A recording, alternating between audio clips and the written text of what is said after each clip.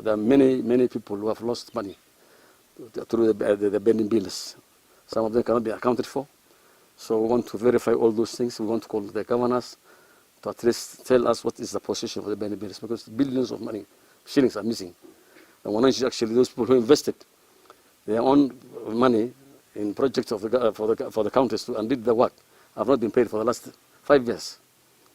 And it is in tune of millions. If you look at it, like only in Nairobi, it's 100 billion, not even million, billions actually.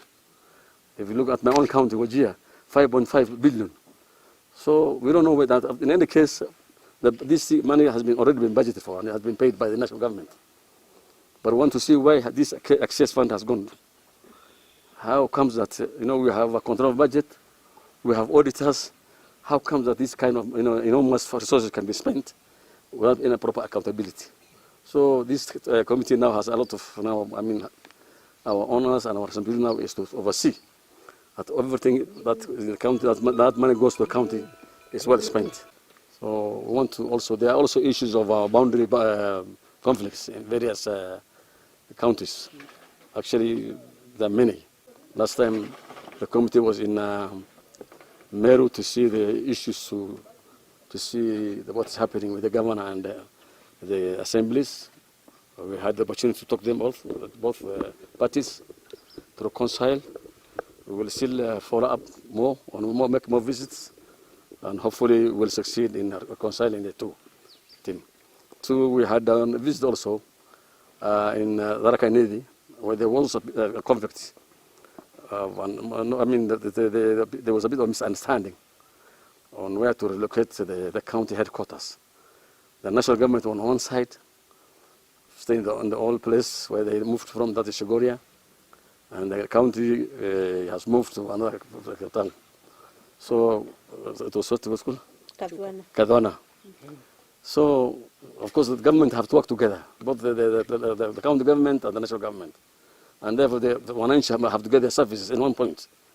They cannot be going from one place to another place. So we are also trying to solve that problem, and I think that one we have amicably solved it. The only issue is actually infrastructure development. We have to follow up about the infrastructure. Actually, there are many. It's Kiambu, Kericho, also there's now Kisii is having also an issue.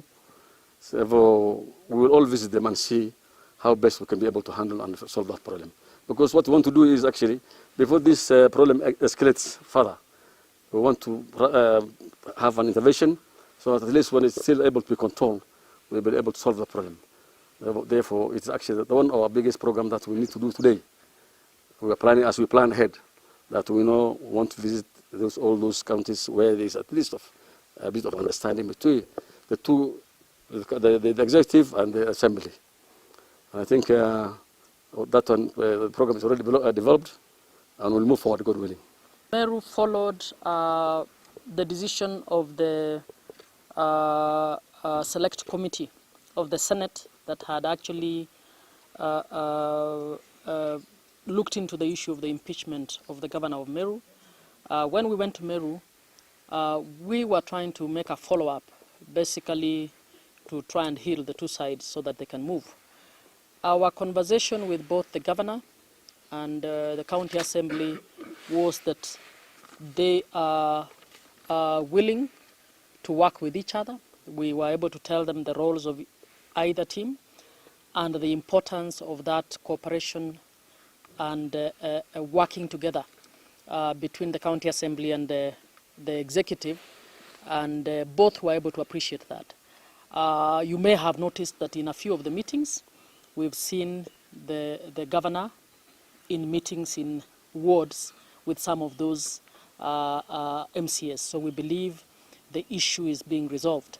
The deputy president, while in Mombasa, also told us that he is planning a meeting, possibly today, with the teams in order to help the healing, and we believe it will happen. 10 years after devolution, we are in that stage where it has now been agreed that devolution is here to stay. You will recall that when we began in 2013, there was pull and push with a lot of territorialism, a lot of pull and push between national and county governments. And as you may have watched the campaigns last year, every actor on the campaign trail promised to ensure devolution works.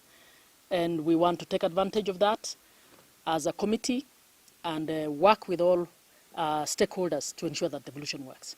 So we will be having a lot of activities, as the chair said, to ensure that devolution works. One of the laws we want to audit is the implementation of the Urban Areas and Cities Act.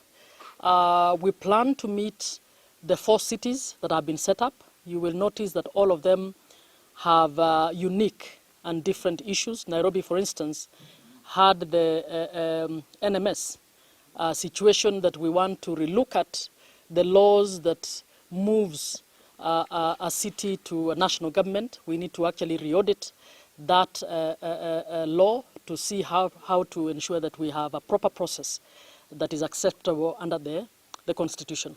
We have new cities that have come up. We have Nakuru, and I think Eldoret is underway. So we will plan to meet with the various cities to find out how they're moving and how they're implementing that law. We also need to, as we meet other counties, we will be holding them to account on how well they're implementing the issues of urban areas and cities, how they are determining which are the urban areas, how they are doing the spatial planning, how they are mapping the infrastructure that are relevant to ensure that these urban areas grow as they expect.